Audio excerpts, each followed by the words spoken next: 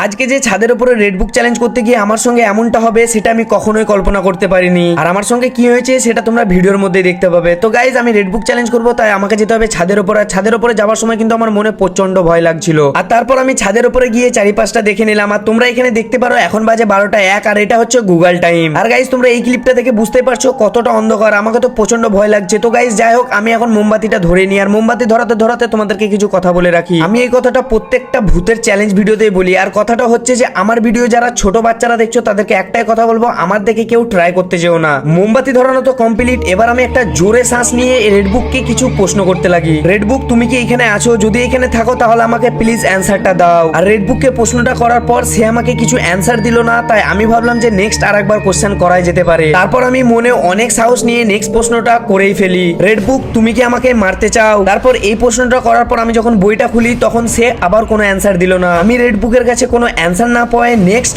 Last বারের মতো আরেকটা প্রশ্ন করে ফেলি। আর লাস্ট প্রশ্নটা আমি রেডবুককে যখনই করলাম ঠিক সেই সময় আমার পেছন দিয়ে কি যেতে লাগলো। আর আমি তো পুরো ভয় পেয়ে গিয়েছিলাম, তাই সেখান থেকে উঠে পালিয়ে এলাম। আর তোমরা আমাকে কমেন্ট করে জানাও আমি রেডবুক চ্যালেঞ্জটা কখন খেলবো।